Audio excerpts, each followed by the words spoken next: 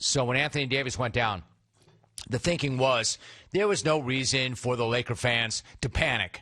I mean, sure, AD is a pretty critical piece and important to what they do, obviously. But you knew LeBron would just get everybody on his back, grind out another MVP-type season, and they'd all pick up right where they left off when AD did return.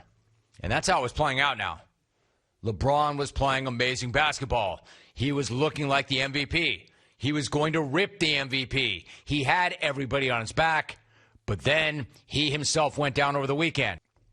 Man, that hurt. That had to hurt. So he goes down, and again, at that time, you think, that's certainly not something you'd hope for.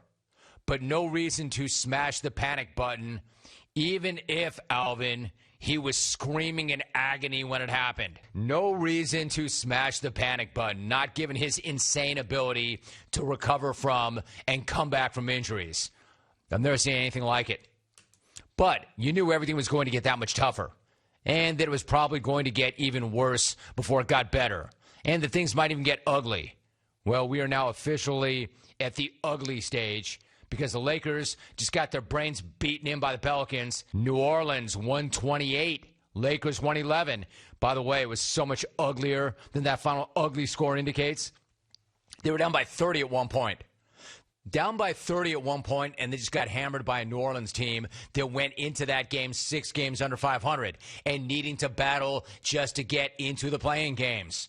And they just wrecked the Lakers by 17. And once again, it was not that close.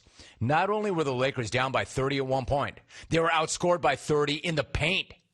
But that'll happen when you're missing LeBron, AD, and Marc Gasol. The Pelicans looked like they were scrimmaging against air because, in effect, they were. LA offered about as much defensive resistance as 5 folding chairs in a hotel ballroom for a pregame walkthrough. I mean, was that even, in fact, the Lakers or 5 randos that they pulled off the streets? You think the guys that LeBron traded in 2019, former Lakers, Brandon Ingram and Josh Hart, you think they enjoyed that very much last night? I'm going to go ahead and assume that they did, especially with Ingram going for 36 and Hart pulling down 15 boards. If Ingram and Hart were still carrying any grudges about how things went down when LeBron traded them, they were dealt to make room for Anthony Davis. If they were still bent and carrying any grudges, I'm guessing last night was a great opportunity for them to pound on a team that had already taken a knee. That was like the equivalent of an MMA fighter who gets knocked out cold, is out before he hits the mat, and then the opponent jumps on him and starts pounding away at his head until the ref pulls him off. That was Ingram and Hart last night. Man, I bet that felt damn good. I bet that felt damn good because they were having themselves a night. And so was Zion Williamson. There had been this weird moment a while back where folks started to kind of turn on Zion, and it became kind of cool and kind of hip to be the, actually guy when it came to Zion. Actually, he's not as electric as everybody makes him out to be. I mean, yeah, actually, he's strong and he's built like a brick bleep house, but this is a pace and space league right now. Sure, he had this great NBA debut, but he was not the most dominant player in the bubble and whatever other crap they wanted to throw at this guy. These dopes were essentially saying, yeah, all right, young fella, what have you done for us lately? What have you done for us lately? You mean aside from averaging 23 and more than 6 boards a game as a 19-year-old rookie? I mean, that was like some kind of weird basketball hipster moment where you zag or zig because everybody else is zagging. Yeah, or the fact of the matter is there was nothing hip about it at all. Just another example of Hot Take Nation puking all over itself in a desperate attempt to get people to look at you.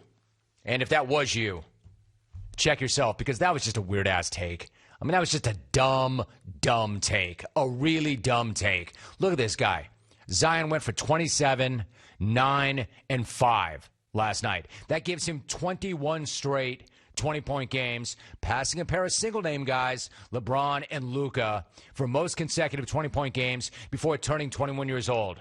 I'm telling you, a dude this young should not be making the game look this easy. Making it look easy. Then again, I should say, the game generally is pretty easy when the other guys playing the game don't even bother to show up. All right, so exactly where does that leave the Lakers? That's the question, right? They got their asses kicked again. They've lost 3 straight. They've lost the last 2 by 17 each. They have not won a game since LeBron was hurt. They're 7-10 overall without Davis. Not the Lakers. These are not good things, obviously. They're not good things, but they're not surprising. The hell did anybody think was going to happen? It would happen to any team. You take the 2 best players off any team, and then what's left of that team is going to get punched in the face a lot, especially if those 2 best players also happen to be 2 of the top 10 players in the NBA, especially if one of those players is LeBron James, who covers up just about every single hole on a roster.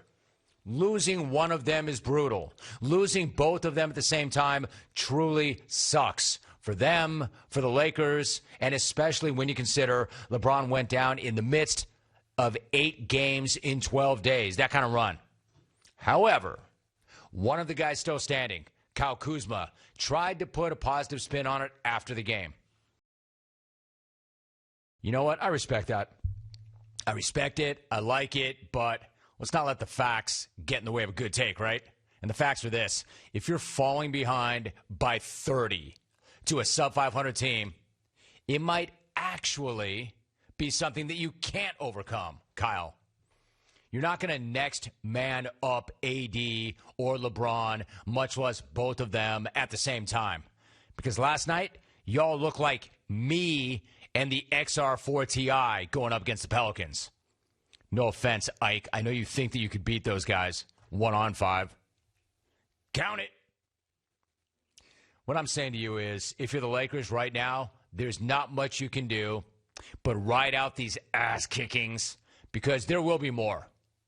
And then you have to hope that LeBron goes Wolverine again. AD comes back healthy and stays healthy. Put the phone down, James Kelly. Put the phone down, James Kelly. I don't need you going all doctor on AD again. They have to hope that LeBron shows that world-class ability to heal up. AD comes back healthy. Put the phone down, head. And that they do hold on to a playoff spot, whatever it is, and then they come back and they can defend what is rightfully theirs.